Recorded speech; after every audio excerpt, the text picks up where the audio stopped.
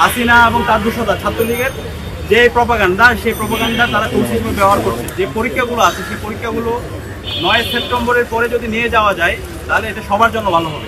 এই যে আপনার নির্বাচন উপলক্ষে উৎসব মুখর পরিবেশ বিরাজ করছে, সেই জায়গায় এই পরীক্ষার কারণে শিক্ষার্থীরা নির্বাচনের যে প্রচারণা এবং নির্বাচন কেন্দ্রিক যে অ্যাক্টিভিটিগুলো আছে সেই জায়গায় তারা বাধা করছে। সেই জায়গা থেকে আমরা বিশ্ববিদ্যালয়ের প্রশাসনকে জানিয়েছি, যেহেতু ডাকসু নির্বাচন সারা দেশের মানুষ আমাদের দিকে তাকিয়ে আছে এবং আমরা এর মাধ্যমে একটা গণতন্ত্রের নজির স্থাপন করতে চাই।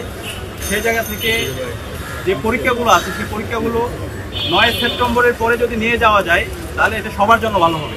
তো এই ইতিমধ্যে আমরা বিশ্ববিদ্যালয় প্রশাসনকে জানিয়েছি এবং এটা হচ্ছে শিক্ষার্থীদের অন্যতম একটা প্রত্যাশা, তাদের আকাঙ্ক্ষা, বিশ্ববিদ্যালয়ের শিক্ষার্থীদের উৎসাহ।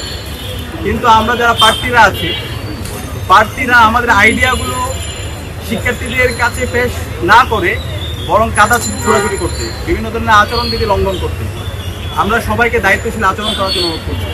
আমরা সবাইকে অনুরোধ করবো, আপনারা কেমন ঢাকা বিশ্ববিদ্যালয় চান সেই প্রত্যাশাগুলো শিক্ষার্থীদের সামনে পেশ করেন।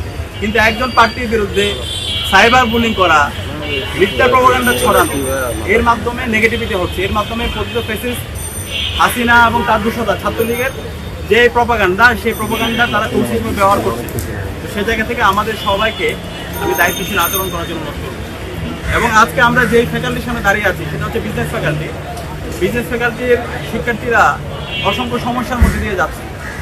আজকে যে এখানে লাইব্রেরি আছে, লাইব্রেরি, সেই লাইব্রেরি 2023 সাল থেকে বন্ধ আছে।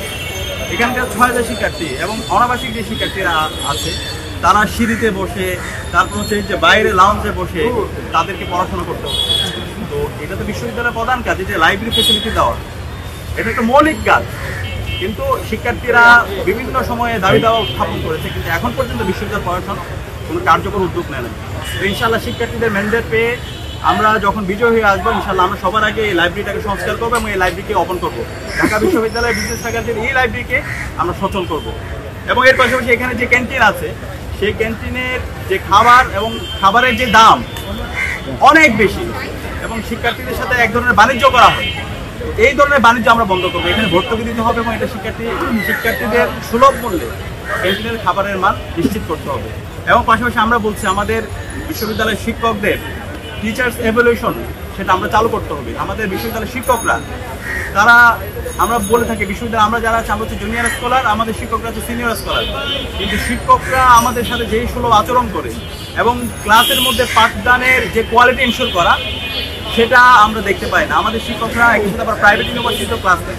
তার প্রাইভেট ইউনিভার্সিটিতে যেভাবে সিরিয়াসের সাথে ক্লাস নেয়, আমাদের এখানে শিক্ষার মান এবং হচ্ছে পড়াশোনার যে কন্টেন্ট, সেগুলো মনে হয় হচ্ছে একটা খুবই গা ছাড়া দেওয়া হবে। তো সেই জায়গা থেকে আমাদের যে ইশতেহার, সেই প্রস্তাবনা অবশ্যই থাকবে। এখানে অবশ্যই শিক্ষক মূল্যায়নের জন্য ছাত্ররা যেন মূল্যায়ন করতে পারে, টিচার্স এভ্যালুয়েশন, সেই সিস্টেমটা আমরা চালু করবো।